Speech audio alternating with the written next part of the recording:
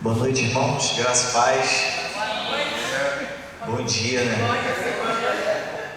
A gente com sono, cansado, esse friozinho, né? Dá vontade de estar na cama. Mas Deus está contemplando aqui o nosso desejo de estudar a palavra, né? Fico feliz por todos nós estarmos aqui. Tenho certeza que Deus se alegra também desse nosso momento. Tá? Vamos colocar de pé para a gente orar?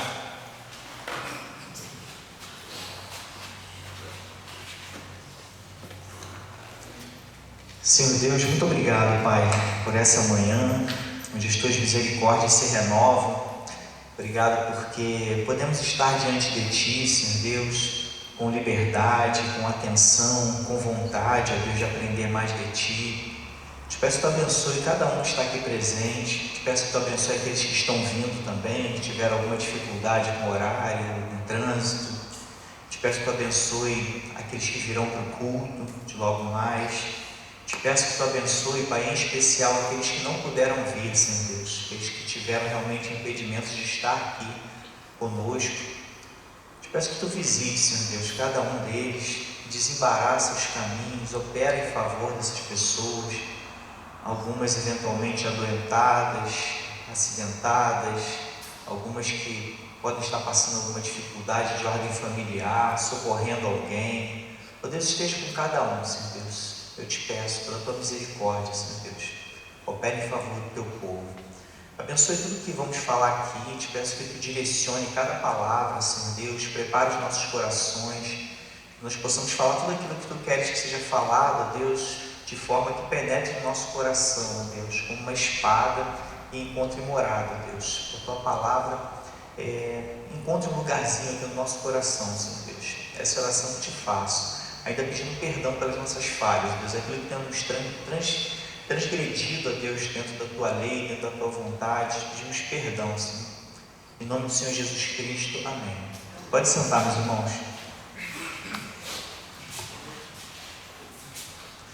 Irmãos, chegamos na aula 7, né? Eu sempre aviso que a gente teve a aula 0, então é a 8ª aula de 12. Então a gente já está aí na reta final, né, dessa nossa série, e eu espero do fundo do coração que esteja sendo, né, elucidativa, que a gente esteja conhecendo um pouco mais do nosso mestre, né, porque a ideia dessa série é só falar sobre Jesus, tudo relacionado a Jesus Cristo a gente está trazendo desde a aula 0, e hoje a gente vai falar sobre o ministério dele, tá?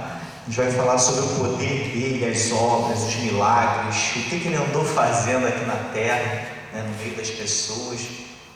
São fatores que muitas vezes nos faz desejar estar naquela época, né, em contato com ele, vendo aquelas maravilhas. A gente vai falar um pouquinho sobre isso hoje, tá bom? Nós estamos na aula 7, Ministério, Poder e as Obras do Mestre, dentro da nossa série, O Verbo de Eternidade em Eternidade, tá? Se porventura algum irmão não está no grupo lá de WhatsApp, a gente coloca os vídeos, os slides, tá? Me avisa depois no final para a gente adicionar lá. Fala comigo no final, que aí eu vou adicionar vocês lá no grupo, tá bom? Aí vai poder pegar os vídeos, tem os slides também para baixar.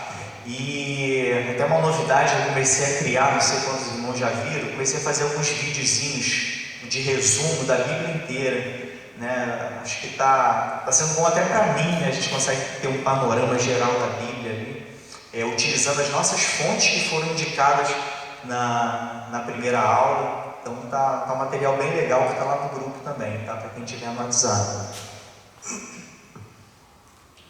Então vamos lá, meus irmãos, o objetivo dessa aula aqui, nós vamos falar sobre o domínio de Jesus sobre a natureza.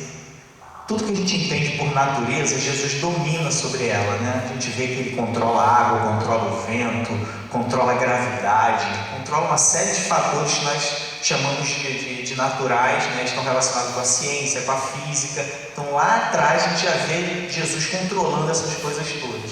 Vai falar sobre isso. Nós vamos falar sobre a autoridade de Jesus sobre as trevas e doenças.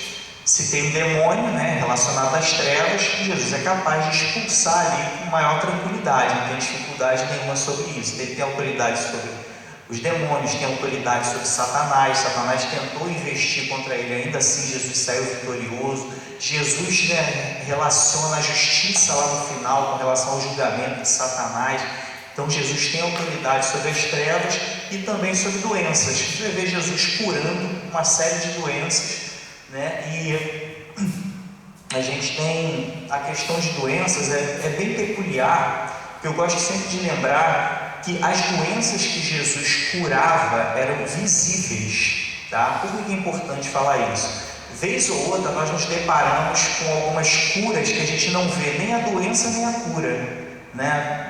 Sem querer criticar nenhuma doutrina, nenhuma outra igreja, mas às vezes a gente chega em determinado lugar, um ministro fala: estou vendo Deus curando um câncer na sua vida agora. Aí a gente pergunta: eu não estou vendo nem o câncer, nem estou vendo a cura. Aí isso faz a gente duvidar, não que Deus não seja capaz de curar um câncer e nem de mostrar a um ministro que tem um câncer sendo curado, não estou duvidando disso. Mas quando a gente confronta com as escrituras, aquilo que Jesus fazia era tudo visível. O cara estava com um braço mirrado, o braço crescia na frente das pessoas. Pessoa cega de nascença começava a enxergar. O cara era coxo, tinha dificuldade de andar, ou então era paralítico e começava a andar. Era tudo muito visível, de forma que não houvesse dúvida alguma, tá certo? A gente precisa também separar algumas coisas.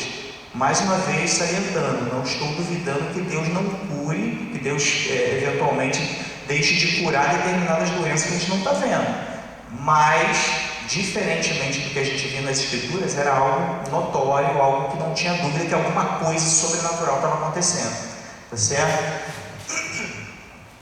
Vamos falar um pouquinho sobre a compaixão e o cuidado de Jesus Cristo, né, com os necessitados, não só os necessitados, mas também os excluídos, né? A gente tem uma série de práticas que levavam pessoas a serem práticas e também doenças, né, que faziam que as pessoas fossem excluídas da sociedade. Então Jesus tinha um cuidado especial. Às vezes uma pessoa que era adúltera, Jesus ia lá e cuidava, dava uma atenção para tentar reverter aquela situação. A pessoa às vezes era um leproso, sabe que o leproso ficava afastado de todo mundo, e Jesus era capaz de abraçar o leproso normalmente, sem preocupação de que fosse passar lepra para ele.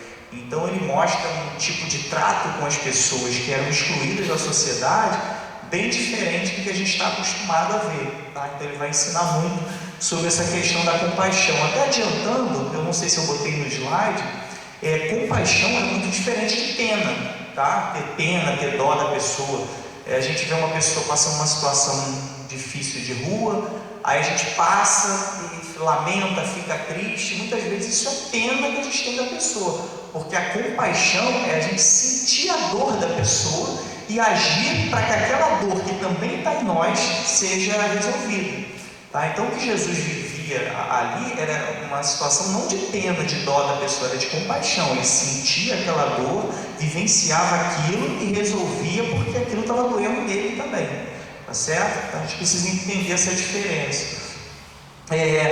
Os milagres de Jesus, nós vamos falar sobre alguns milagres aqui, e um detalhe muito importante, que eu acho que eu cheguei a mencionar no finalzinho da aula passada, os milagres de Jesus serviam também como comprovação da messianidade de Jesus. O fato de ele ser o Messias, os milagres comprovavam isso. A gente vai lembrar daquele episódio que eu coloquei o texto aqui de referência, daqui a pouco a gente vai chegar, quando João está preso, manda os discípulos dele, discípulos de João, ir a Jesus perguntar: tu mesmo que tinha que vir ou a gente tem que esperar outro? Jesus não responde: sou eu. Jesus fala para ele lá: o que vocês estão vendo aqui? Os coxos andando, os cegos enxergando. Vai lá e avisa, deixa ele tirar a conclusão dele. Estou falando com as minhas palavras, mas foi mais ou menos assim que Jesus respondeu. Tá? Então a gente vai falar sobre isso, né? A comprovação da chegada do reino de Deus, né? O fato de Jesus ser o Messias, relacionado aos milagres que Jesus promoveu, tá certo? Então esses aqui são os objetivos que a gente vai seguir, tá? Que a gente vai tentar demonstrar durante a aula. Coloquei alguns tópicos aqui para a gente seguir, né? Dentro de um sumário. Nós vamos falar sobre domínio sobre a natureza. Nós vamos falar sobre o domínio sobre as trevas, relacionados a espíritos malignos, né, demônios, o próprio Satanás. Nós vamos falar sobre as curas, né, que é o domínio de Deus, né, na pessoa de Jesus Cristo, sobre as doenças, de um modo geral, e vamos falar sobre a compaixão e o cuidado. Por que eu botei aqueles ensinamentos na aula 8 ali? Os ensinamentos de Jesus Cristo fazem parte do ministério dele, e hoje é a aula sobre o ministério. Mas quando nós organizamos as aulas, preferimos colocar os ensinamentos numa aula separada própria, que é a próxima aula, tá? Então os irmãos podem pensar, os ensinamentos faziam parte do ministério terreno dele. Sim, mas a gente deixou para a próxima aula, porque senão a aula hoje ia ficar muito volumosa, tá bom? Então deixei ali a próxima aula, a gente fala sobre os ensinamentos dentro do ministério de Jesus Cristo. Os irmãos estão conseguindo compreender o que eu estou falando tudo direitinho? Eu estou escutando aqui o som bem aberto, aí eu estou com medo de não estar todo mundo compreendendo direitinho, está chegando legal aí, né? Então vamos lá, meus irmãos, introdução. Fiz aquele mistério do grego ali, né, que a gente já está acostumado, a gente já se acostumou a fazer, os irmãos até viram, para a gente tentar localizar algumas palavrinhas. Quem acompanhou o grupo lá, coloquei até algumas indicações de livro lá no WhatsApp, dos livros que eu utilizo para estudar o grego, o hebraico, tá? Aqueles livros que eu coloquei ali, eles são muito interessantes, porque eles são, vamos chamar assim, são livros de crente, né? Porque você pode pegar uma gramática de grego e hebraico e ensinar a língua normalmente, como se você fosse estudar inglês, né, num curso de idiomas. Esse, ele usa, o autor, é o mesmo autor dos dois livros, ele utiliza os próprios textos bíblicos para ensinar o grego e o hebraico. Então facilita muito, você vai aprendendo a língua, entendendo o texto bíblico. Fala, Varão, tranquilo? Não, tranquilo, não, obrigadão. Então vamos lá, vamos para o texto aqui. João 20, 30 a 31. Botei esse texto só para fazer uma abertura, para a gente entender algumas coisas aqui. Jesus, pois, operou também em presença de seus discípulos muitos outros sinais, né, que não estão escritos nesse livro. O que a gente tira daqui? Tem muita coisa que a gente sabe que Jesus fez. A gente aqui nessa introduçãozinha já citou um monte de coisas, curas, expulsar demônio. Só que o texto sagrado não retrata tudo que Jesus fez, tá? A gente não está resumindo Jesus aquilo que a gente lê nas Escrituras Sagradas. O que a gente tem nas Escrituras Sagradas? Aquilo que Deus queria que a gente soubesse, tá? Então o cânon bíblico foi compilado de forma a ter conteúdos que a gente precisa saber. Só que a gente também precisa saber que a própria Escritura fala que teve muito mais coisa que Jesus fez. Coloquei até aqui embaixo, mais na frente no capítulo 21 de João, há porém ainda muitas outras coisas que Jesus fez. E se cada uma das quais fosse escrita, cuido que nem ainda o mundo todo poderia conter os livros que se escrevessem. Amém. O próprio texto fala amém, ali dá vontade de falar amém, né? Irmãos, Jesus fez muitas outras coisas, o texto é bem claro. Se fosse escrever tudo que Jesus fez, não ia ter livro no mundo que comportasse, tá certo? Então, a gente tem ali, pela misericórdia de Deus, uma pincelada, vamos chamar assim, uma pincelada divina nas Escrituras Sagradas daquilo que Jesus fez, daquilo que ele era capaz de fazer, tá certo? Mas muitas outras coisas foram feitas. Continuando ali, muitos outros sinais. Depois, não sei se é no próximo slide ou nos outros, a gente vai ver que a gente chama tudo de milagre, né? Mas tem sinais, prodígios, tem uma série de coisas que a gente vai tentar diferenciar hoje, que no final é tudo milagre mesmo, que não estão escritos nesse livro. Estes, porém, foram escritos para, ou seja, esses que estão escritos, esses sinais que estão escritos, tinham um objetivo, tá vendo esse para? Eles foram escritos para o quê? Que a gente creia que Jesus Cristo é o Filho de Deus e para que, crendo, a gente tenha vida em seu nome. Tranquilo? Então, tudo que foi escrito havia um propósito da parte de Deus, deixar que a gente conhecesse algumas coisas que Jesus fez, para que a gente conhecesse que Jesus Cristo é o Filho de Deus, para que a gente se convertesse a Ele, para que a gente tenha vida nele, tá certo? Então vamos lá, para o nosso exercício de idiomas aqui. Essa aqui eu acho que todo mundo já sabe.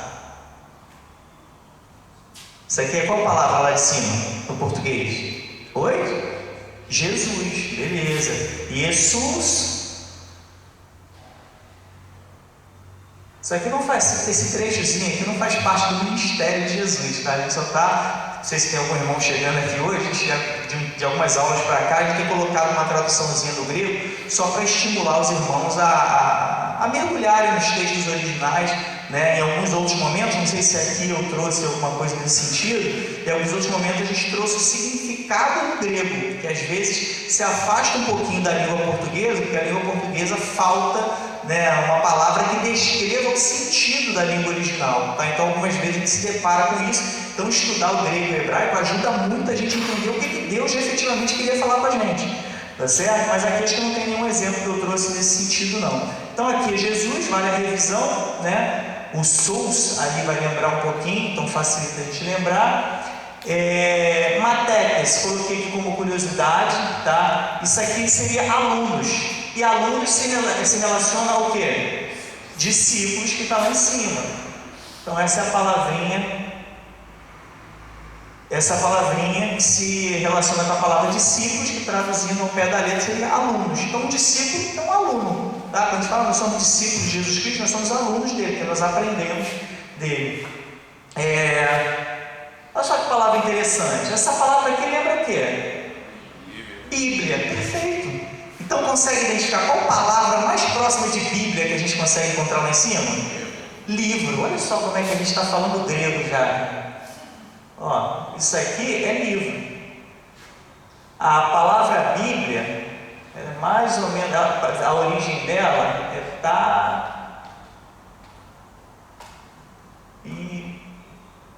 Opa, falhou aqui.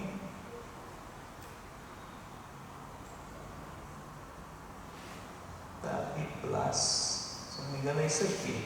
Essa aqui é a origem da palavra Bíblia que a gente conhece. Tem a mesma raiz, tá? De biblos, que é livro, significa os livros. Tá? Então a gente tem essa origem, ou os livrinhos, né? Como alguns também traduzem, porque a ideia é que nós temos vários pequenos livros dentro da nossa Bíblia. Então a origem da palavra não vai estar lá nas escrituras, é porque a Bíblia, como a gente conhece, não tinha lá na época de Jesus Cristo, né? Nessa época eles usavam os textos do Antigo Testamento, né? Depois que foram sendo compilados no Novo Testamento, e a Bíblia chegou da forma que a gente conhece hoje, com algumas variações, alguns concílios acrescentando, tirando, e o testemunho da igreja histórica, né? Orientados obviamente por Deus, fez a composição que nós acreditamos ser a palavra de Deus.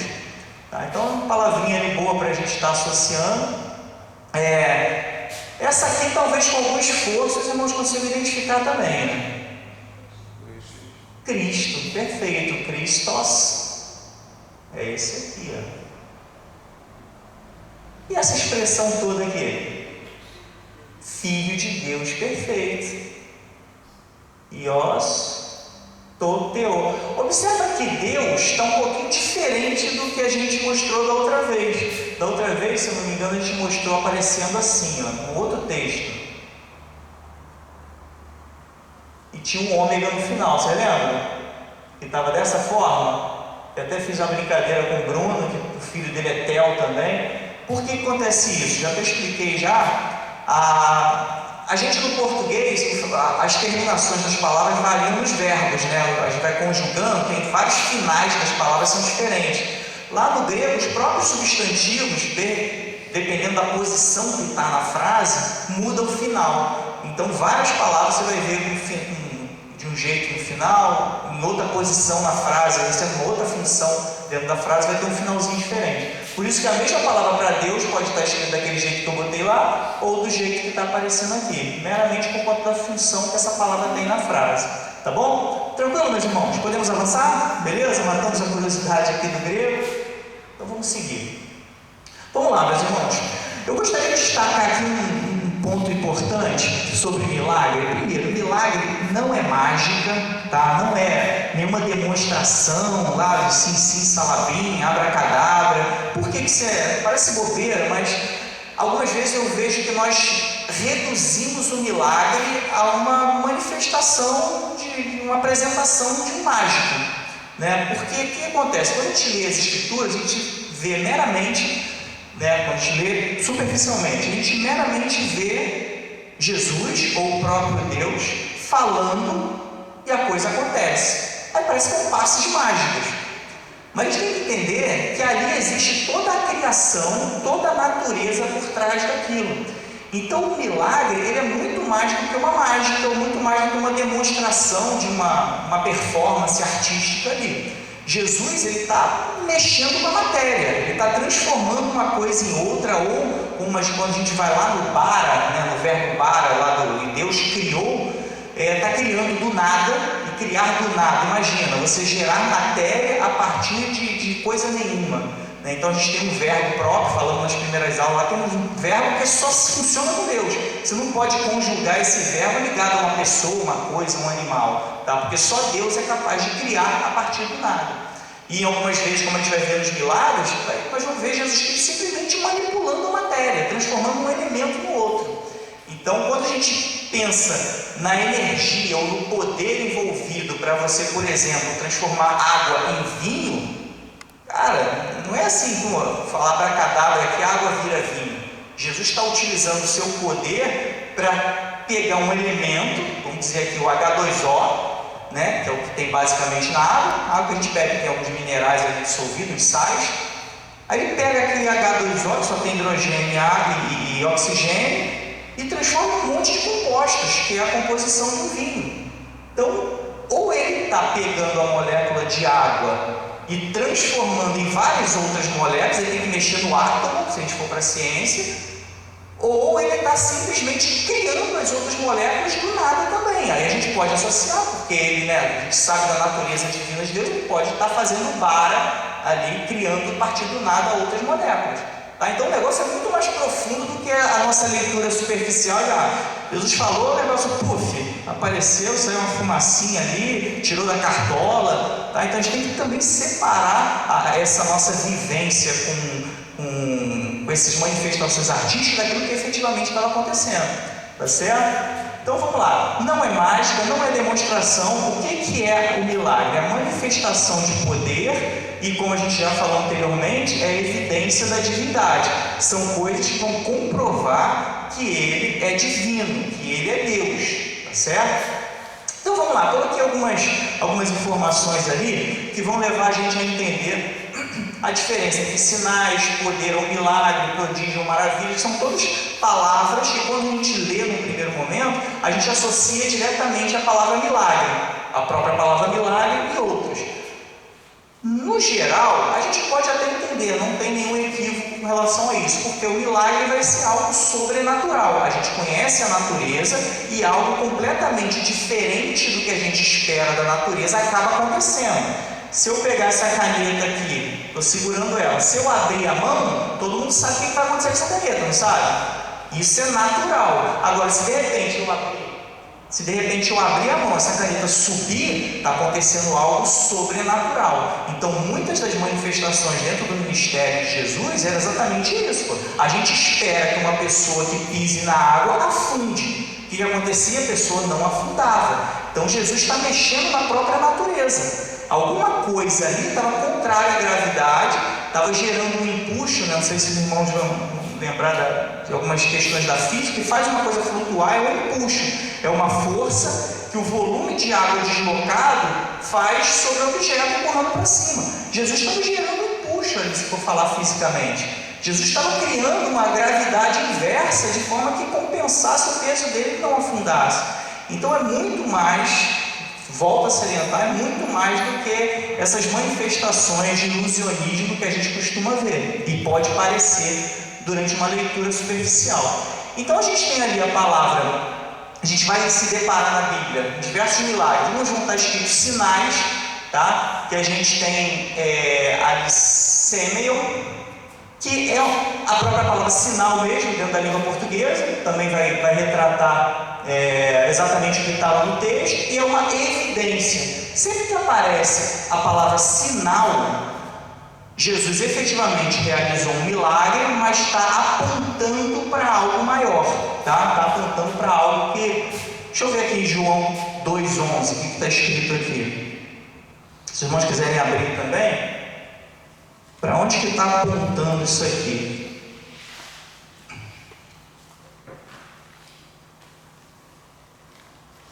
Jesus principiou assim os seus sinais em Caná da Galileia e manifestou a sua glória. Então ele fez aqueles sinais, tinha um propósito muito maior, que era manifestar a sua glória. Os discípulos creem, né? Deixa eu ver se 12 fala mais alguma coisa. Depois disso desceu a Cafarnaum, não, que já entra no outro assunto.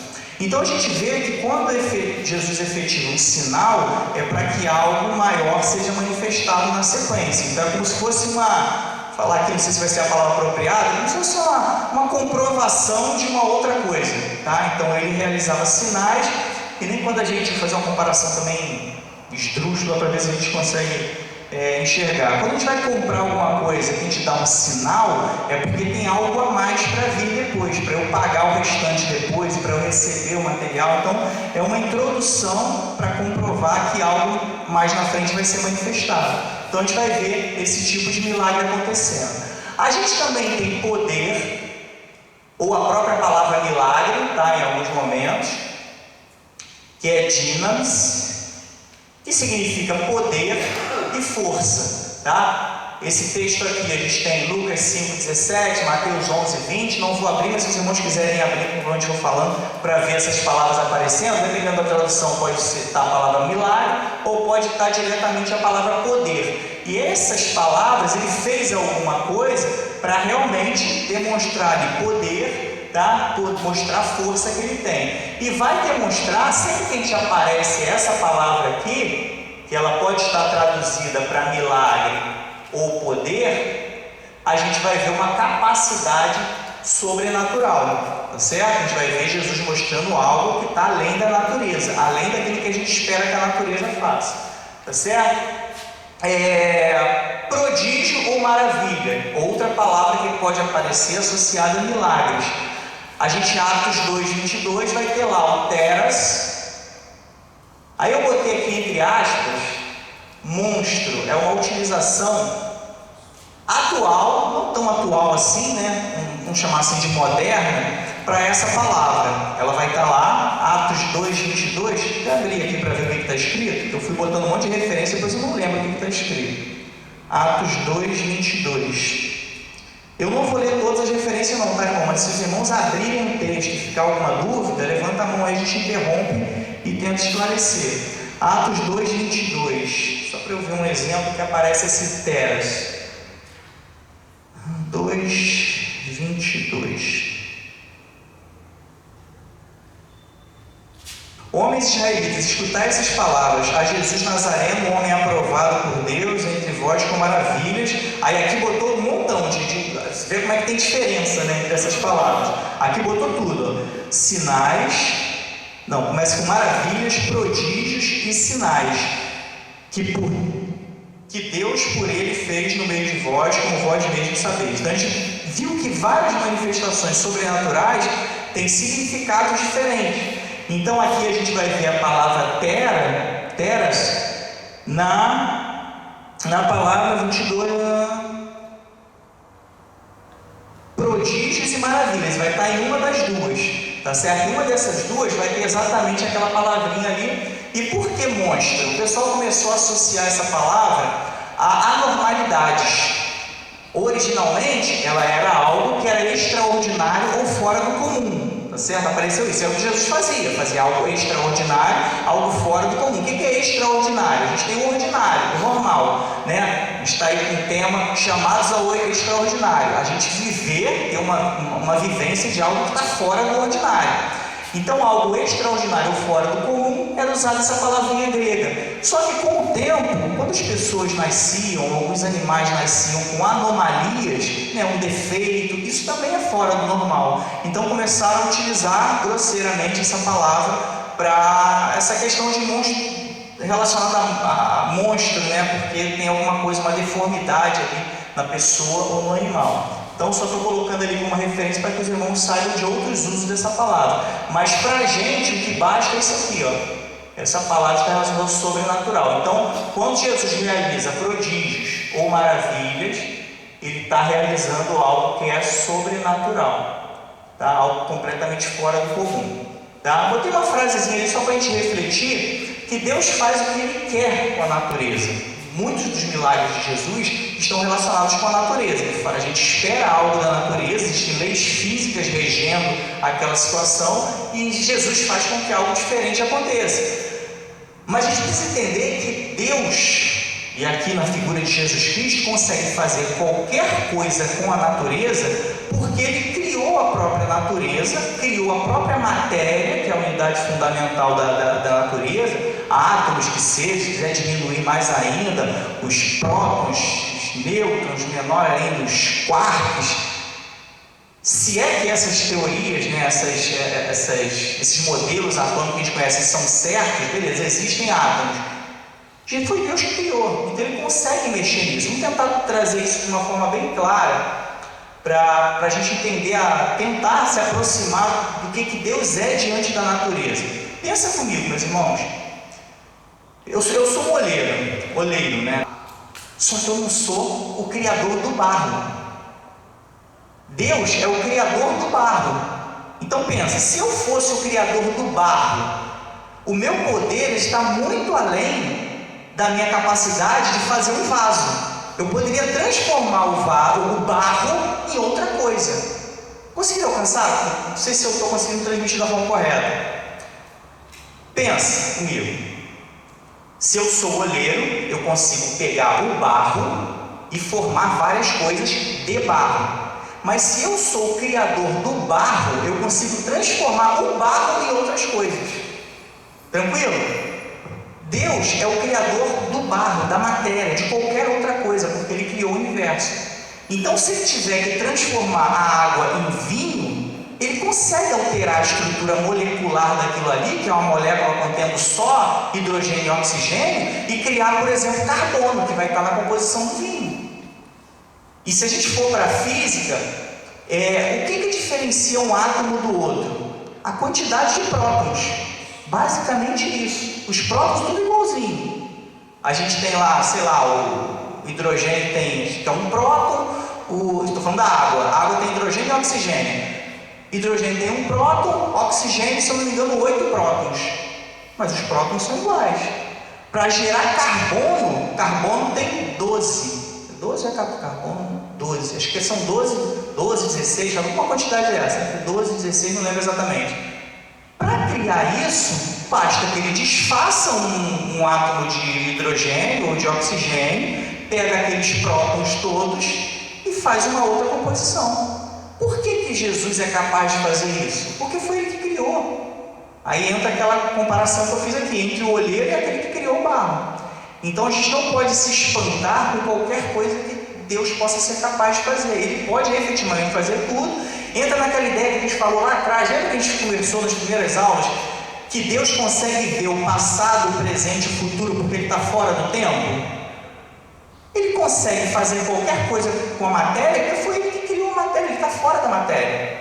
Tá certo? Estou tentando trazer algumas associações com a ciência, porque às vezes a gente aprendeu a ciência o tempo todo, isso às vezes até ajuda a gente. Claro que às vezes atrapalha um pouco também, porque a gente falar de átomo aqui, ninguém nunca viu um átomo. A gente tem modelos fotográficos da passagem do átomo, da localização dele, ninguém nunca viu lá os prótonzinhos no núcleo, com elétrons girando em volta. Esse é um modelo que serve para muita coisa. Tá? O que eu estou querendo dizer aqui para os irmãos é que esse modelo, se esse modelo está certo, o modelo da teoria das cordas está certo, seja lá o que for que a ciência está dizendo que está certo, que tudo funciona muito bem, tanto que a gente tem uma ciência muito avançada hoje em dia, seja lá o que for que estiver funcionando ou regendo isso, Deus está de fora mandando tudo. Deus está de fora controlando tudo. Se Ele quiser mudar tudo de uma hora para outra, Ele faz. Nós estamos aqui formados de matéria. Se Ele quiser agora transformar todo mundo em antimatéria, inverter energia, Ele faz o que Ele quiser. Tá certo? Então, só botei aquela frasezinha lá, Deus faz o que Ele quer com a natureza, porque Ele é o criador da matéria e das leis que governam. Lei da gravidade. Quem criou foi Deus, então se Ele quiser inverter, Ele inverte. Da gente, se eu soltar a caneta quando você quer, vai cair. Você fala, não, agora a caneta vai subir. A caneta sobe. Tá certo? Então vamos seguir, meus irmãos. Coloquei aqui esse slide só para falar sobre o domínio de Jesus sobre a natureza. Aqueles exemplos aí que eu botei, eu vou até abrir para a gente ver um pouquinho. Deixa eu ver se a gente está com o tempo tranquilo. Tá, metade do tempo ainda. Abre em Mateus 8, 23 e 27. Mateus 8, 23 a 27. Eu não vou ler todos não, mas se os irmãos forem falar de novo aqui, eu vou chegando depois. Eu vou ter que pular por conta do horário alguns textos, mas se os irmãos lendo ali, pegou essa referência, chegou algum texto aí, pode levantar a mão que a gente lê, tá certo? É só por causa do tempo mesmo que eu não vou ler todos. Olha só como é que Jesus controla a natureza. Mateus 8, 23 a 27.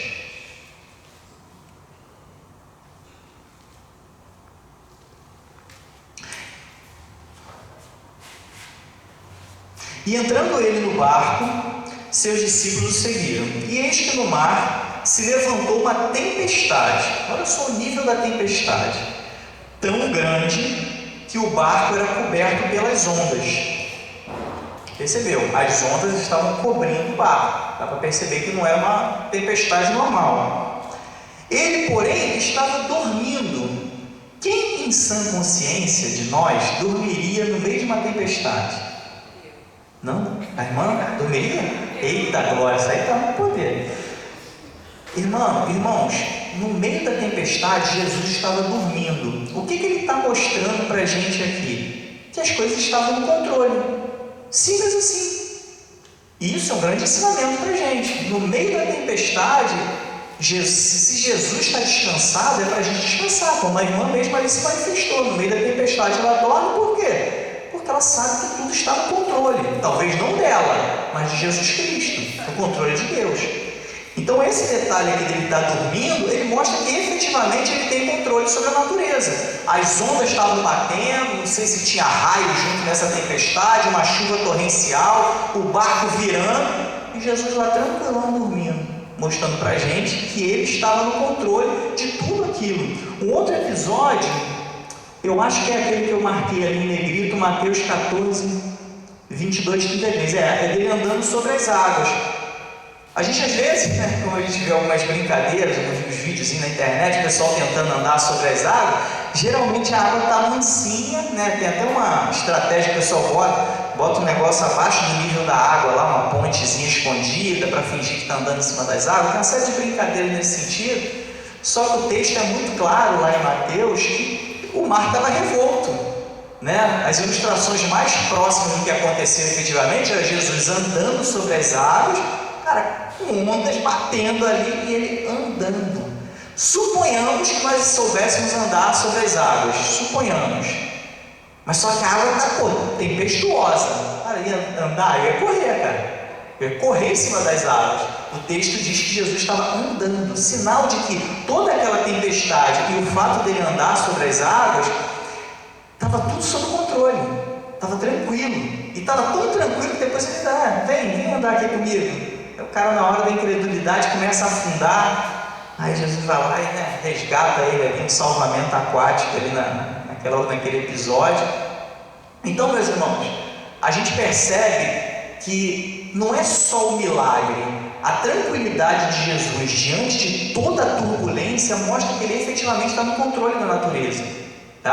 Quando a gente pensa em Jesus andando sobre as águas, e a gente vai para a ciência, é um negócio assim que... O negócio não é assim que nem mágica, assombração, como os próprios discípulos achavam. Está vindo um fantasma ali andando nas águas.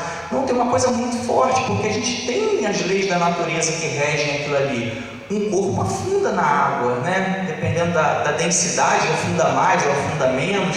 Mas em tese, a gente tem uma densidade maior e a gente tende a afundar. Para a gente subir, tem que ter uma força empurrando para cima, que seja igual ao nosso peso. Um negócio tremendo que acontece ali. E a gente tem que pensar nos milagres de Jesus como algo efetivamente sobrenatural, que vai além do natural, além da natureza. Então vamos seguir. Ele acalma a tempestade, botei as outras referências, lemos ali, não sei se aqui que a gente leu tem mais algum detalhe. 23... Aí no 26 ele ainda pergunta: por que temeis, homens de pequena fé? Ele estava zoando os caras, eles estão temendo de quê? Está tudo tranquilo, cara. Ele estava dormindo, cara. Os caras acordaram, você não vê que a gente está morrendo? Que isso? Cadê a fé de vocês? Está tudo sob controle. Então são alguns detalhes que a gente vai explorando que mostra que realmente o controle dele é tremendo. Aí ele vai e levanta, e então levantando-se, repreendeu os ventos, não no sentido de repreender como se fosse alguma coisa do maligno, nada não, ele controlou ali o vento, repreendeu o vento e o mar, que tinha as ondas da tempestade, e seguiu-se uma grande bonança, tipo assim, como se ele estivesse numa situação tranquila, dormindo, acordou, você não tem fé não, cara? Vento, para, onda, para, pronto, está tranquilo agora, meninos? Está tranquilo? Então é nesse nível, Aí é aquilo, a gente enxerga essa tranquilidade porque Ele é dono de todo o poder, mas por trás, quando a gente olha para a nossa natureza, a gente vê que tem muita coisa envolvida, que Ele utilizou a energia dele para converter aquilo que para a gente seria muito difícil, né? Nós, pode ser que um dia, vamos botar aqui daqui a 100 anos, 200 anos, se Jesus não voltar antes, e a gente tenha tecnologia para controlar ondas no mar, não duvido disso. Mas imagina o dispêndio de séculos e séculos de pesquisas, de estudos, né, de segurar vento para não formar as ondas, controlar as nuvens. É um dispêndio absurdo. E Jesus lá atrás já fazia isso com todo o poder que ele tinha. Tá? Então vamos lá. Jesus controla a matéria. Lembra, a gente já até mencionou o caso de transformar água em vinho. Cara, tem que transformar moléculas ali, né, para fazer aquela transformação, né, ou criar moléculas do nada, né, remetendo ao bara lá do início. Jesus também, ele multiplica alimentos. Pulei lá com relação à gravidade, em Atos 1:9, a gente vai ver Jesus subindo. E lembra que ele não estava em espírito, não. O pessoal tocou nele, viu lá o furo na mão dele, e depois ele subiu. É natural isso? Não, completamente fora da natureza, né? Pelo menos a natureza que ele criou para a gente aqui. Na realidade de Deus, que é fora do nosso espaço-tempo, isso aí deve ser, né, tranquilo para ele, ele entende, ele controla todas essas coisas. Tanto que Jesus subiu aos céus, Elias subiu também, tem uma galerinha subindo aí. Pode ser que alguns de nós suba também dessa forma. Matéria, Jesus multiplica alimentos, né, pães e peixes. Olha, eu tenho lá 2 peixinhos, 5 pães, para ele criar mais pães. Cara, multiplicar. A gente passa superficialmente sobre aquilo, mas cara, está tendo que gerar matéria, né? Não é Ctrl+C, Ctrl+V, ele usou o computador para, né, copiar e colar, né? Apareceu um monte de pãozinho do lado ali. Não, ele usou o poder dele, né, os sinais, as maravilhas, os prodígios, e ele fez com que algo que estava ali, tem uma quantidade de matéria, tem uma massa de pão ali, tem uma massa de peixes, e apareceu outras do lado. Tá? Então é algo que vai muito além da natureza. Não é lógico para a nossa natureza isso, e ele era capaz de fazer isso, tinha poder para isso. Jesus também controla os animais. A gente tem o episódio da pesca maravilhosa, joga ali, botar um monte de peixe lá, né? Aí eu não sei dizer se ele que atraiu os peixes ou só orientou, os peixes estão ali. De qualquer forma, ele tinha controle sobre a posição dos peixes, né? O máximo, comparação ridícula com o máximo que a gente pode se aproximar, a gente lembra do filme do Aquaman, né? Ele está lá diante do aquário, os peixes vêm tudo assim para perto dele, assim, né? O mais próximo que a gente pode chegar é aquilo ali que a gente viu na Marvel, que também não chega aos pés de Jesus Cristo, tá certo? Aí ele controlou essa questão da pesca, e a gente tem aquele episódio muito interessante que o discípulo tinha que pagar um imposto, aí ele tem que pagar, e agora a gente não tem dinheiro. Não, vai lá, pesca um peixe, abre a boca do peixe, na boca do peixe vai ter uma moeda lá, e a moeda era exatamente o valor para pagar o imposto do próprio Jesus Cristo no discípulo, né? Aí a gente pode se perguntar, é interessante como é que Jesus trabalha, né? Mexendo com a nossa cabeça. Jesus podia, né? Tipo aquela brincadeirinha, bota aqui e tira a moeda daqui da orelha, viu? O pessoal fazendo essa mágica. Ele podia fazer isso. Não, Pedro, fica tranquilo aqui, aqui na tua orelha aqui. Aí puxa, faz lá a performance artística. Poderia. Hoje em dia o pessoal gosta de fazer essa brincadeira, as crianças gostam, ia causar uma grande comoção ali na brincadeira. Só que o que ele fez? Ele levou o negócio a sério. Vai lá e pesca. O primeiro peixe, cara, ele já tinha controle que seria o primeiro peixe. Ele tinha mais controle ainda que na boca do peixe ia ter uma moeda. E ali a gente tem uma série de ensinamentos que não estão na Bíblia, mas a gente consegue especular, relacionado ao trabalho, né? Jesus não queria fazer mágica para pagar, uma demonstração ali para pagar o imposto e de repente causar um escândalo para aqueles que iam receber. Cara, aquela moeda veio do trabalho do cara que era pescador. Foi lá buscar, o cara pescou, e daquele peixe, que nem tinha sido vendido, já dava o valor para pagar o imposto. Então, aquele momento arrepia agora, irmãos. Tremendo isso. Então, o que Jesus fez ali para ensinar para a gente é que ele fez o milagre permitindo permitiu que o homem participasse do milagre, porque teve que acreditar que ia acontecer alguma coisa. O cara foi, né? Que nem Naamã lá, tinha que acreditar no profeta, que se ele mergulhasse ali, se ele não mergulhava, não era curado da lepra. Então a gente, muitas vezes, nós participamos do milagre. Ele teve a chance de participar e o pagamento foi fruto do seu trabalho, porque ele efetivamente pescou. Né? O milagre algumas vezes vem do esforço das nossas mãos, do nosso braço. Então vamos lá, meus irmãos. Animais, vegetação, figueira não deu lá o fruto, seca. Pá, figueira secou, não serve para mais nada, acabou ali. Tem o gadareno, tem a filha da Sírio-Fenícia, tem o menino, aí tem todas as referências bíblicas ali. Aqui a gente percebe que os demônios, os espíritos malignos, eles têm essa capacidade, né, de entrar numa vida humana, e também animais também, a questão dos porcos lá atrás. Então existe essa característica desses espíritos, e eles, pela vontade deles e pela permissão de Deus, têm lá essa prática, né, de entrar numa pessoa. E a gente vê que mesmo eles tendo acesso a isso, Jesus tem o controle disso. E mais, ele passa esse controle, em certa medida, para a gente, porque nós somos capazes também de expulsar esses espíritos malignos. Então, Jesus efetivamente tem controle sobre isso, e nós, em nome dele, né, a gente sempre tem que lembrar essa expressão, em nome de Jesus, a gente usa ela banalizada, né? Quando a gente ora em nome de Jesus, é sempre bom lembrar que eu vou ali comprar um pão em nome do Tiago. O que eu estou fazendo? Eu estou autorizado por ele, ele sabe que eu vou lá, e eu estou fazendo algo que ele faria se estivesse no meu lugar.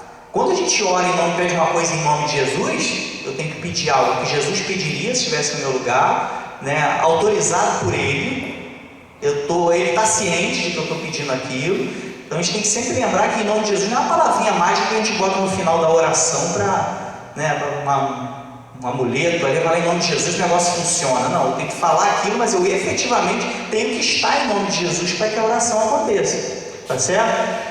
Então a gente consegue, em nome de Jesus, expulsar demônios, porque a gente está fazendo aquilo que ele faria se estivesse no nosso lugar. A gente está autorizado por ele, ele nos deu poder para isso, ele está ciente que a gente está fazendo aquilo, e isso nos dá essa capacidade para expulsar esse espírito maligno. E desde lá a gente já vê ele dando exemplo de expulsando, deixando até grandes ensinamentos, né, para a gente, do tipo, tem algumas castas de demônio que não é só orar não, a gente tem que jejuar juntos, tem que estar com poder extra ali, né, para poder conseguir efetivar essa expulsão. Então, Jesus tem poder sobre os espíritos malignos, tem poder sobre Satanás também. A gente vê o quanto ele respondeu bem, né, a Satanás no deserto. A gente tem ele, né, na palavra de Deus, a gente vai ver sobre a queda de Satanás, o julgamento de Satanás, tudo nas mãos de Jesus Cristo, tá? Então Jesus tem poder também sobre Satanás. Isso é muito importante, porque a gente às vezes enxerga Satanás, pelo fato dele ser um príncipe das trevas e tudo mais, como algo assustadoramente terrível que tem poder sobre nós. Espera aí. Quando eu tenho medo de Satanás, eu estou falando, Senhor, tu não tem poder para me ajudar aqui.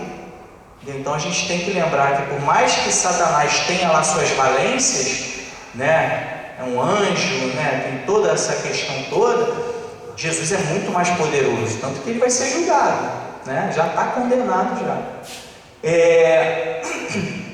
Perdão de pecados, né? Jesus tem poder de perdoar os pecados. O que é o pecado? É a gente errar o alvo, né? De amartia, que você errou, você tem um alvo para acertar, você errou.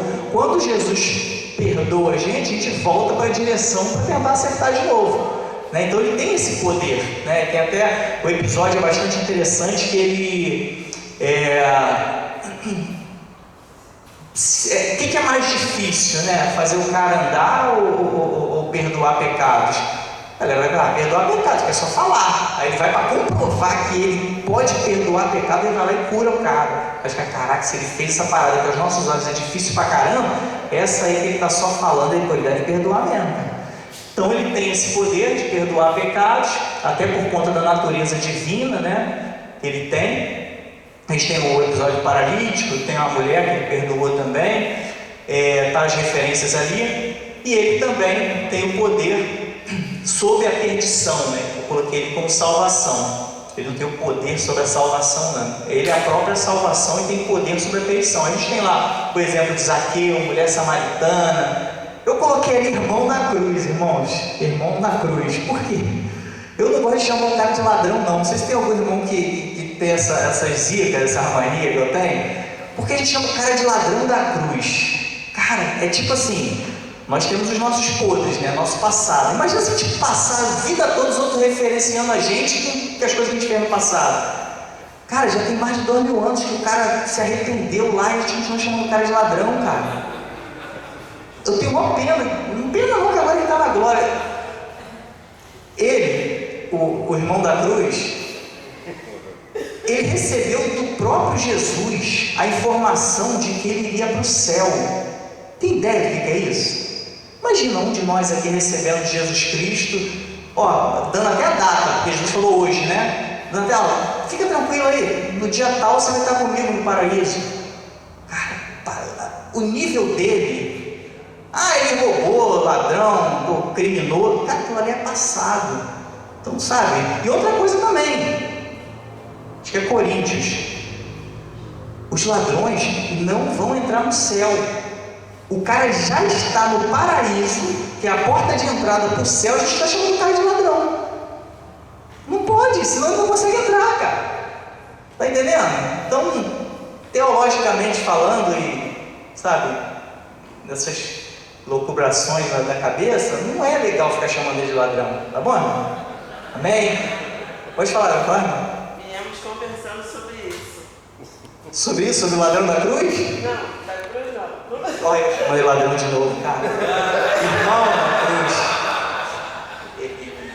Viemos conversando sobre esse assunto, porque a pessoa,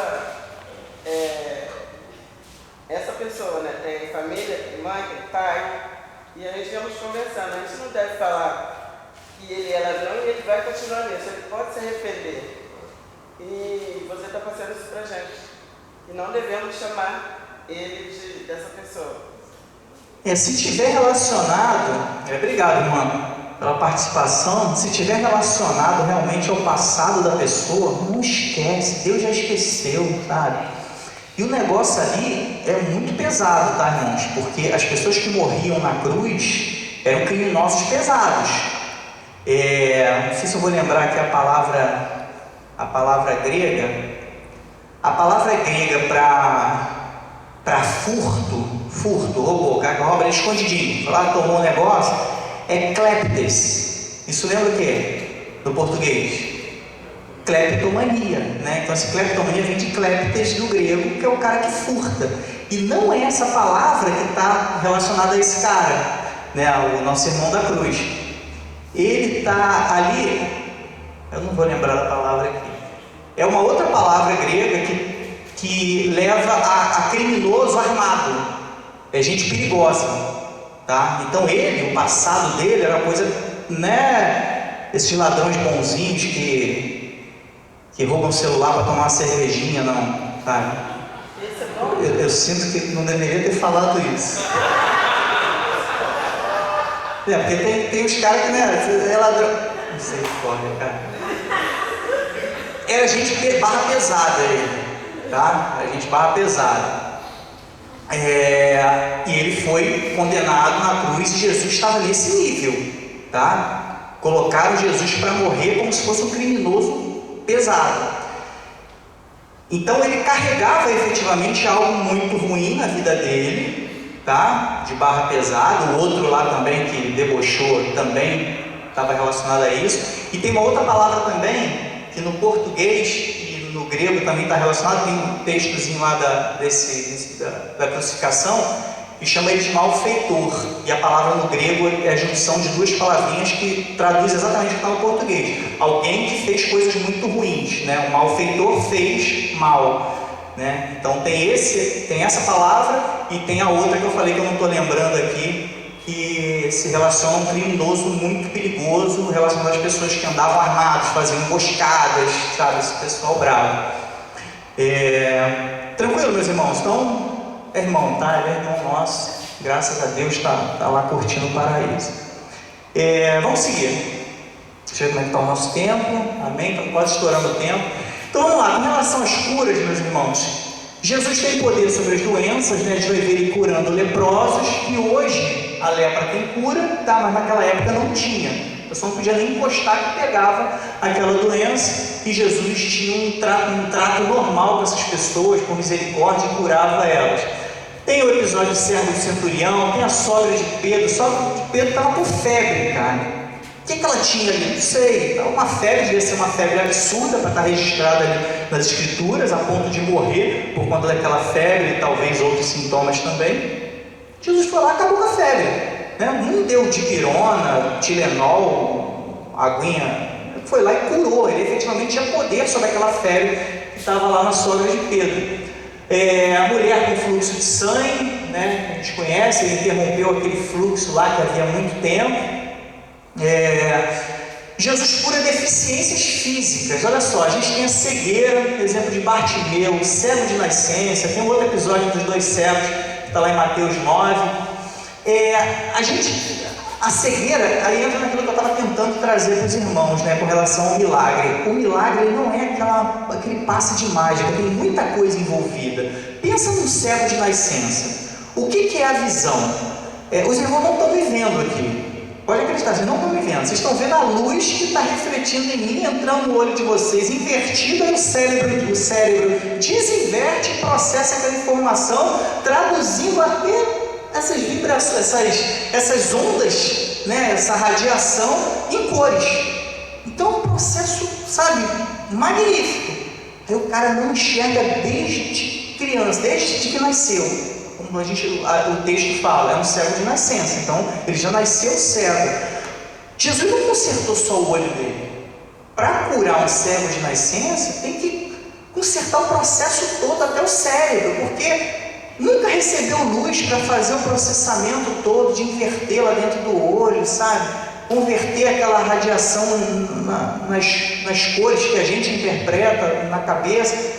Então foi um processo de cura muito mais profundo do que o cara estava em ver, agora vê. Jesus curou tudo, sabe?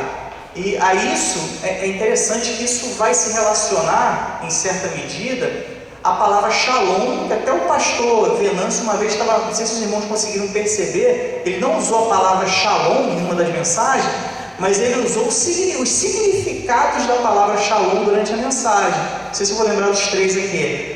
Nada quebrado, nada fora do lugar, nada faltando. Perfeito. Nada faltando, nada quebrado, nada fora do lugar. Quando Jesus cura um cego de nascença, ele conserta tudo. Não tem mais nada quebrado, não tem nada faltando. Se tivesse um problema, está faltando um pedaço do olho, nada faltando e nada fora do lugar, está tudo direitinho ali. Então isso vai se relacionar com esse conceito da palavra hebraica shalom, tá certo? A gente tem ele curando surdez e mudez. A mudez às vezes ofende o irmão que é surdo, né? Quando a pessoa é surda somente, a gente tem que chamar só de surdo, porque todo o funcionamento da fala está ali, ele só não consegue falar porque ele não ouviu para aprender, né? Aí tem os oralizados e tudo mais. Só que a mudez por si só, ela existe. Tá? A maioria do que a gente vê é somente surdo, que antigamente chamavam ofensivamente de surdo mudo, mas ele não era mudo, ele só era surdo e não conseguia falar. Mas a mudez existe por várias razões. Um problema psicológico, a pessoa simplesmente para de falar, está tudo funcionando, virou muda. Endemoniados, como é o exemplo dali, a pessoa tem um demônio que impede a pessoa de falar. Então isso pode acontecer. Então o texto bíblico usa a expressão mudo, tá? Não é para a gente associar a essa crítica da nossa comunidade surda, que ele não pode chamar de mudo. Não, a mudez por si só ela existe. O que acontece é que a gente erroneamente chama um surdo de mudo, quando na verdade o funcionamento dele é normal, da fala, só que ele não ouviu para aprender e pronunciar. Tá certo? Então Jesus cura cegueira, cura surdez, cura mudez, né? Botei ali o caso do endemoniado, que ele era cego e mudo. Olha só que loucura, cara, o que um demônio faz na vida da pessoa, né? Fez o cara não enxergar e não falar. Como a Bíblia não retrata a surdez nesse episódio, ele provavelmente ouvia, mas não conseguia ver nada e nem falar nada. Ele só escutava, né? Aí essa questão da surdez lá atrás fazia com que algumas pessoas, né, não sei se era Aristóteles, esses caras das antigas, pensadores antigos, taxavam eles como pessoas que não podiam aprender nada, eles não tinham capacidade de aprender. Isso evoluiu, obviamente, hoje em dia a gente tem um avanço muito grande nessa área, mas o cara estava ouvindo tudo. Se ele estava aprendendo ou não o que estava acontecendo, não dá. Mas o demônio impediu a visão, especificamente a visão e a fala do cara, né? E Jesus teve poder sobre isso e restaurou a visão e a fala. A gente vê Jesus tendo poder sobre a atrofia, né? Mão mirrada, né? Aquilo que a gente falou no início, cara, era notório. Você tem uma mão mirrada, não sei se era o braço todo, era só aquela mãozinha, né? Aquela mão reduzida. Aí Jesus já falou e a mão se restaurava. Tinha poder, tem poder, né, sobre a paralisia. A gente tem o exemplo do paralítico de Cafarnaum, paralítico de Betesda. A paralisia entra naquele mesmo conceito que eu falei para os irmãos da visão, restaurar a visão, no caso de nascença, tem que restaurar um monte de coisa junto. A paralisia, o cara não andava, aí começou a andar. Cara, se você de repente, uma das causas da paralisia, vou dar um exemplo aqui, lesão na coluna, né? Para de ter os impulsos elétricos, né, da perna lá para o cérebro para você comandar o movimento. Suponhamos que a gente restaure aquilo ali, como em alguns casos, né, a ciência até consegue avançar nesse sentido. Melhorou lá, conseguiu ajeitar lá o nervo e tal, a pessoa vai andar? Não tem nem músculo. O que acontece com a pessoa paralítica? Músculo todo atrofiado. O que fez ele morrer ainda estava ali, né? O que Jesus fazia era consertar o efeito que causou a morte, para que a pessoa continue viva. Senão, né, só levantou e morre de novo. Então, meus irmãos, eu estou tentando mostrar o quanto Jesus é poderoso. Só que desligou aqui o passador aqui. Esse texto aqui eu botei na íntegra, meus irmãos, só para relacionar aqui a comprovação da messianidade de Jesus. E João, ouvindo no cárcere falar dos feitos de Cristo, enviou 2 de seus discípulos a dizer: És tu aquele que havia de vir? E Jesus respondendo: Ide e anunciai a João as coisas que vocês ouviram, né, e viram. Cegos veem, coxos andam, leprosos são limpos, surdos ouvem, mortos ressuscitados. Esse texto aqui é interessante, que a gente vai vendo, né, os opostos. O cego vê, o coxo anda, leproso, né, que era uma espécie de imundícia, né, para muitos, eles eram limpos daquela chaga. Os surdos não escutam, eles ouvem. Os mortos ressuscitam. Então, poxa, quando chegar aos pobres, a expectativa é: os pobres vão ficar ricos, né? Aí o texto vai: aos pobres é anunciado o Evangelho. A gente precisa entender que o Evangelho é uma riqueza, né? Então, quando vem essas oposições ali, cara, os pobres, foi anunciado o Evangelho, tipo, cara, esses pobres aqui têm uma riqueza absurda para eles na glória, tá certo? Então é um texto que a gente olhando, a gente dá uma decepção, mas quando a gente entende a mensagem, fala: cara, o negócio é forte. Então vamos lá, que a gente está quase acabando, meus irmãos. A gente tem o poder de Jesus Cristo, né, sobre a alimentação, sobre os excluídos, sobre a compaixão, né, o poder sobre a compaixão, sobre a dor do outro, né, os enfermos, enlutados. Botei aqui os ensinamentos, apesar da aula que vem ser sobre ensinamentos, botei alguns exemplos aqui que tem a ver com a compaixão que ele tinha. Só queria lembrar, meus irmãos, falei no início, mas vale a gente lembrar aqui: compaixão é sentir a dor do outro e tentar resolver aquilo como se estivesse resolvendo a nossa dor. A compaixão não é pena, não é dó. Tá? Então a gente tem aqui, as pessoas estavam famintas, Jesus deu alimento para eles. As pessoas eram excluídas, mulher samaritana, Zaqueu, coitado, era um baixinho que ele subir na árvore. Jesus deu atenção para ele. Leprosos, totalmente excluídos, adúltera, muito excluída, podia morrer apedrejada. Jesus vai e abraça essas pessoas. Aí a compaixão que Jesus tinha pelas pessoas, tudo isso relacionado ao ministério dele, tá? Enfermos, aí eu botei até entre parênteses, Aqui, ó, íntima compaixão é o que está no texto lá, mostrando que ele realmente sentiu muito a dor daquelas pessoas, tá? E obviamente curou esses enfermos.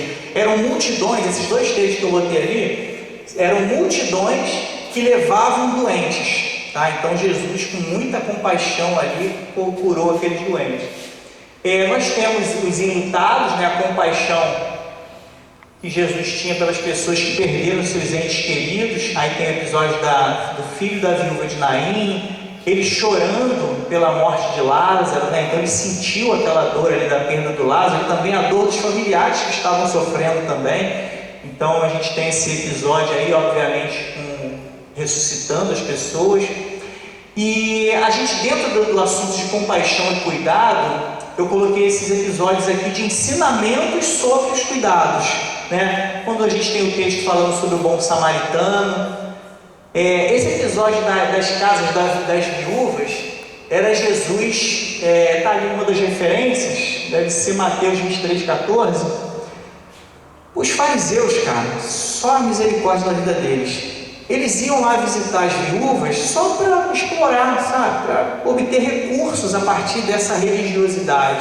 Então Jesus condenou isso, mostrando que ele estava preocupado com as viúvas que estavam sendo, né, saqueadas por uma religião, tá certo? Então está Jesus ensinando para a gente com relação a isso, né? A gente tem episódios ali dele ensinando a servir, tem episódio do lava-pés, né? Tudo isso mostrando essa disposição em servir, em cuidar, ter compaixão com a dor do outro, tá? Então a gente fecha aqui e a gente tem uma recapitulação rápida, só para a gente lembrar do que a gente falou e tentar, né, absorver mais o conteúdo. Nós falamos que Jesus tem domínio sobre a natureza, as coisas que ele controla: vento, mar, gravidade, matéria, animais, vegetação. Isso foi só o que a gente citou. Lembra que não está tudo que Jesus fez na Bíblia Sagrada. Deixamos isso bem claro, está escrito na Bíblia que não está tudo ali, tá? Então ele tem domínio sobre tudo que você imaginar relacionado à natureza. Domínio sobre as trevas, né? Domínio sobre demônios, sobre Satanás, sobre os pecados, porque ele pode perdoar. Ele tem domínio sobre a perdição, tanto que ele pode salvar. Curas, né? Falando sobre doenças, né? Jesus curou, mostrando deficiências, né? O quão complexo é essa questão. Não é à toa que a ciência luta para curar diversas deficiências hoje em dia, está até bem avançado nesse sentido hoje em dia, mas lá atrás, 2000 e poucos anos atrás, estava Jesus curando essas deficiências: cegueira, surdez, mudez, atrofia, paralisia, qualquer outro tipo de coisa, Jesus tem poder para curar. Jesus também resolve a morte, tem aquele ditado, tem solução para tudo, menos para a morte. Para a morte também tem solução. Jesus é a solução para a morte, tá? Então, repreende esse ditado popular aí, que é completamente sem sentido segundo a nossa fé. Compaixão e cuidado, né? Olha só, ele cuidou dos necessitados, famintos, excluídos, enfermos, enlutados, tudo isso movido de compaixão. Não era uma demonstração de magia ali, para tentar mostrar que não, ele tinha compaixão e resolvia o problema desses necessitados. E ele também deixou alguns ensinamentos para a gente com relação à compaixão e cuidado com o próximo, falando diretamente sobre o próximo, né?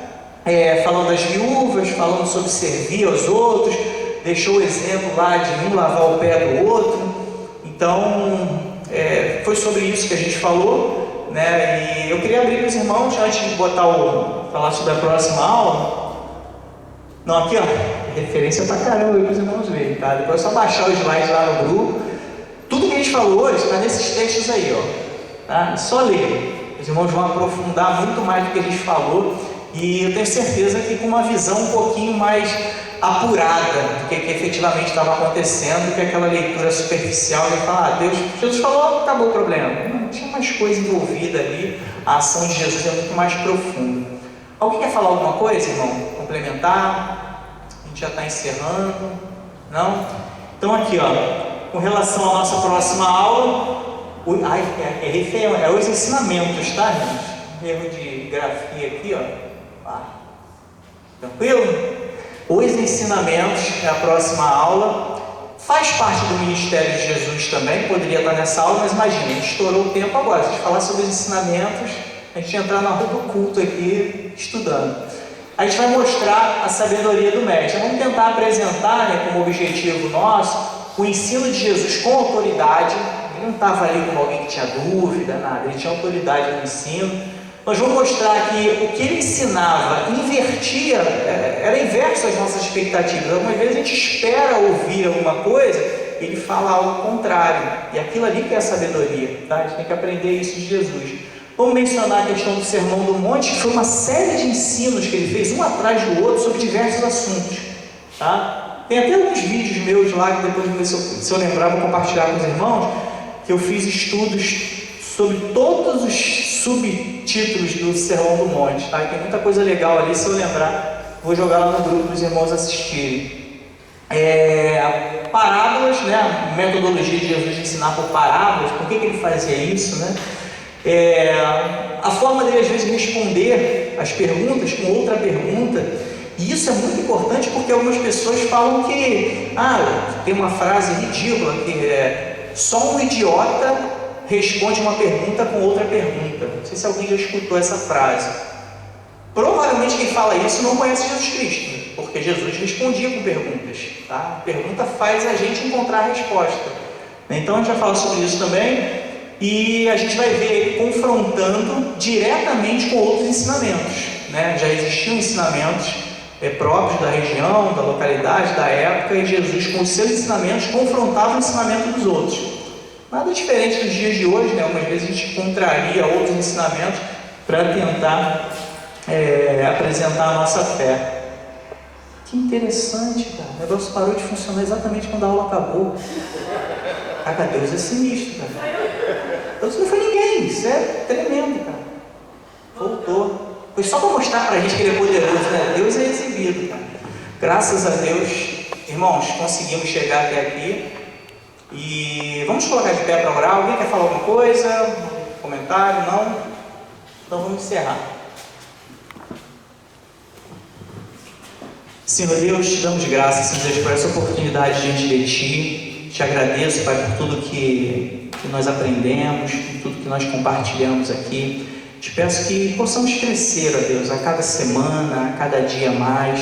Desperta em nós o interesse, ó Deus, cada vez maior de buscar a Tua Palavra, de entender mais das Tuas Escrituras. Nós desejamos, Senhor Deus, viver um avivamento diante de Ti, de transformação aqui nesse lugar, não só aqui dentro da igreja, mas lá fora também, nos nossos lares, nas nossas atividades aqui na cidade, no bairro. Esteja conosco, Pai, nos direcionando. Perdoa as nossas falhas. Somos falhos, Senhor Deus, e a Tua misericórdia nos alcança, de forma que temos essa oportunidade aqui, sem merecer nada, Senhor.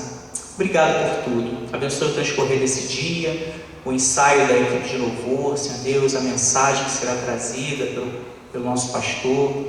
Abençoe os irmãos que estão vindo para o culto. Esteja conosco no transcorrer de todo esse dia, Senhor Deus. Prepara os nossos corações. Essa oração que te fazemos, em nome de Jesus. Amém.